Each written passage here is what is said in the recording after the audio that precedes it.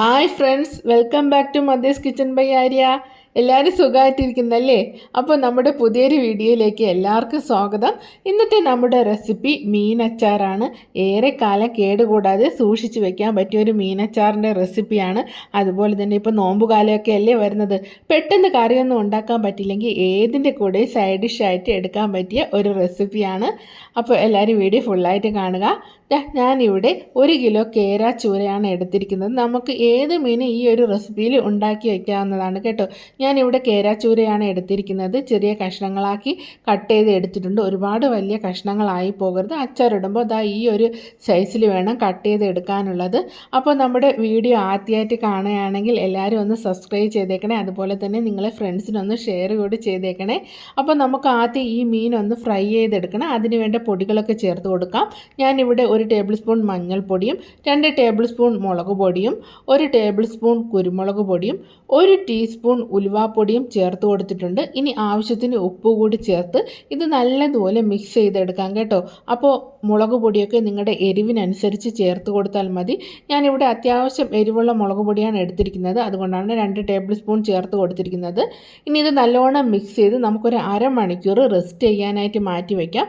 ഒന്നുകിൽ ഫ്രിഡ്ജിൽ വയ്ക്കാം, അല്ലെങ്കിൽ പുറത്ത് തന്നെ വെച്ചിരുന്നാലും മതി. അപ്പോൾ അരമണിക്കൂർ റെസ്റ്റ് ചെയ്യാൻ വെച്ചതിന് ശേഷം നമുക്കിത് ഫ്രൈ ചെയ്തെടുക്കാം കേട്ടോ. അരമണിക്കൂർ ആയപ്പോഴത്തേക്കും മീനൊക്കെ നല്ലതുപോലെ മസാലയൊക്കെ പിടിച്ച് കിട്ടിയിട്ടുണ്ട്. ഇനി നമുക്ക് പെട്ടെന്ന് തന്നെ ഇത് ഫ്രൈ ചെയ്തെടുക്കാം. ഞാനിവിടെ ഒരു കടായി അടുപ്പത്ത് വെച്ചിട്ടുണ്ട്. ഇതിലേക്ക് നമുക്ക് നല്ലെണ്ണ ഒഴിച്ചു കൊടുക്കാം.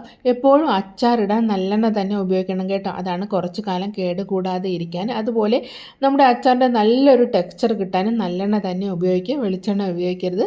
അപ്പോൾ ഓയിൽ നല്ലതുപോലെ ചൂടായ ശേഷം നമുക്ക് മീൻ കഷ്ണങ്ങൾ ഇതിലേക്ക് ഇട്ട് കൊടുക്കാം. ഒരു 2 ബാച്ചായിട്ട് നമുക്കിത് ഫ്രൈ ചെയ്തെടുക്കാം കേട്ടോ. കുറേശ്ശെ മീൻ ഇതിലേക്ക് ഇട്ട് കൊടുക്കാം. ആദ്യം തന്നെ ഇത് ഇളക്കി കൊടുക്കരുത്. ഹൈ ഫ്ലെയിമിലിട്ട് ഒരു 2 മിനിറ്റ് ഒന്ന് കുക്ക് ചെയ്ത ശേഷം മീഡിയം ഫ്ലെയിമിലാക്കിയ ശേഷം നമുക്ക് മീൻ കഷ്ണങ്ങൾ ഒന്ന് ഇളക്കി കൊടുക്കാം കേട്ടോ. ഒരു മീഡിയം ഫ്ലെയിമിലിട്ട് നമുക്കിതൊന്ന് ഫ്രൈ ചെയ്തെടുക്കാം. നമ്മൾ സാധാരണ കഴിക്കാൻ ഫ്രൈ ചെയ്തെടുക്കൂലേ, അതിനെക്കാട്ടി കുറച്ചുകൂടി ഹാർഡായിട്ട് വേണം അച്ചാറിടാനായിട്ട് ഫ്രൈ ചെയ്തെടുക്കാനുള്ളത്. എന്നാൽ ഒരുപാട് ഹാർഡായി പോകരുത്, കാരണം ഇതിൻ്റെ മസാലയൊക്കെ പിടിച്ച് കുറച്ച് ദിവസം ഇരിക്കുമ്പോൾ കുറച്ചുകൂടി ഒന്ന് ഹാർഡാവും. അപ്പോൾ ആ ഒരു പരുവത്തിന് നമുക്കിത് ഫ്രൈ ചെയ്തെടുക്കാവുന്നതാണ്. അപ്പോൾ നമ്മുടെ മീനൊക്കെ നല്ലതുപോലെ ഫ്രൈ ആയി കിട്ടിയിട്ടുണ്ട്. ഇനി നമുക്കിത് ഒരു പാത്രത്തിലേക്ക് കോരി മാറ്റാം കേട്ടോ.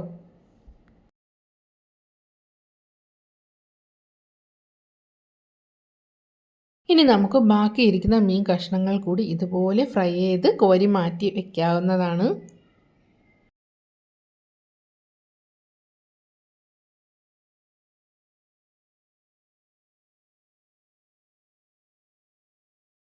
മീൻ ഫ്രൈ ചെയ്തെടുത്ത അതേ ഓയിലിൽ തന്നെ നമുക്ക് ബാക്കി മസാലകളൊക്കെ ചേർത്ത് നമ്മുടെ മീൻ അച്ചാറാക്കി എടുക്കാം. അപ്പോൾ ഈ ഓയിലിലേക്ക് ആദ്യം ഇട്ട് കൊടുക്കുന്നത് വെളുത്തുള്ളിയാണ് കേട്ടോ. ഒരു 3 ടേബിൾ സ്പൂൺ വെളുത്തുള്ളി നീളത്തിലരിഞ്ഞതും, അതുപോലെ തന്നെ ഒരു 3 ടേബിൾ സ്പൂൺ ഇഞ്ചി നീളത്തിലരിഞ്ഞതും, ഒരു 4 പച്ചമുളക് ചെറുതായി അരിഞ്ഞതും ചേർത്ത് എണ്ണയിലിട്ട് നല്ലതുപോലെ മൂപ്പിച്ചെടുക്കാം. നല്ലോണം മൂത്ത് വരണം കേട്ടോ, കാരണം ഇത് നമ്മൾ കുറച്ച് നാൾ സൂക്ഷിച്ച് വയ്ക്കുന്നതാണ്. അതുകൊണ്ട് നല്ലതുപോലെ തന്നെ ഇത് മൂപ്പിച്ചെടുക്കണം. ഞാൻ കുറച്ച് കറിവേപ്പില കൂടി ഇതിലേക്ക് ചേർത്തിട്ടുണ്ട്. ഇതെല്ലാം കൂടി കുറച്ച് നേരം ഇട്ട് നല്ലതുപോലെ തന്നെ മൂപ്പിക്കുക.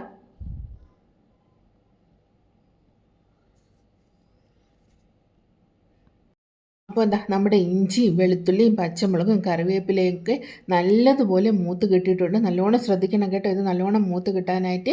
ഇനി നമുക്കിതിലേക്ക് വേണ്ട പൊടികളൊക്കെ ചേർത്ത് കൊടുക്കാം. 1 ടേബിൾ സ്പൂൺ മഞ്ഞൾപ്പൊടി, 2 ടേബിൾ സ്പൂൺ മുളക് പൊടി, 1 ടീസ്പൂൺ കായപ്പൊടിയും ആവശ്യത്തിന് ഉപ്പ് കൂടി ചേർത്ത് കൊടുക്കാം. നമ്മൾ നേരത്തെ മീൻ ഫ്രൈ ചെയ്തെടുക്കാനായിട്ട് ഉപ്പ് ചേർത്തിട്ടുണ്ട്, അപ്പോൾ അതനുസരിച്ച് ഉപ്പ് ചേർത്ത് കൊടുക്കുക. ഇനി ഇത് നല്ലോണം ഇളക്കിയെടുക്കാം കേട്ടോ. ഇതിൻ്റെ പച്ചമണമൊക്കെ, നമ്മുടെ മുളക് പൊടിയുടെ പച്ചമണമൊക്കെ മാറുന്നവരെ നല്ലോണം ഒന്ന് എടുത്ത ശേഷം ഞാൻ ഇതിലേക്ക് ചേർക്കുന്നത് വിനാഗിരിയാണ്. നമ്മുടെ നോർമൽ സിന്തറ്റിക് വിനാഗിരിയാണ് ചേർത്ത് കൊടുക്കുന്നത്. ഏകദേശം 1 ടേബിൾ സ്പൂൺ വിനാഗിരി ചേർത്ത് കൊടുത്തിട്ടുണ്ട്.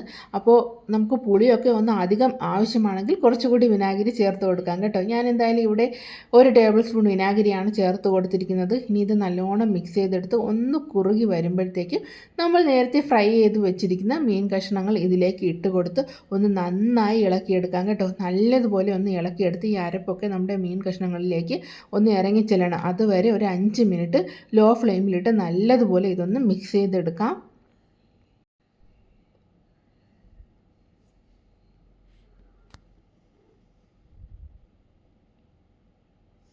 നമ്മുടെ മീൻ അച്ചാർ ഇവിടെ റെഡി ആയിട്ടുണ്ട്. ഈസി അല്ലേ? പെട്ടെന്ന് ഉണ്ടാക്കിയെടുക്കാൻ പറ്റുമല്ലോ.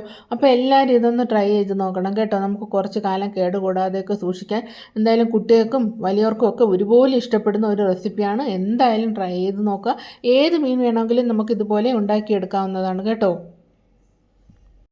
നമ്മുടെ റെസിപ്പി ഇഷ്ടപ്പെട്ടെങ്കിൽ എല്ലാവരും ഒന്ന് ലൈക്ക് ചെയ്തേക്കണേ. അതുപോലെ തന്നെ നിങ്ങളുടെ ഫീഡ്ബാക്കൊക്കെ കമൻസായിട്ട് അറിയിക്കണേ.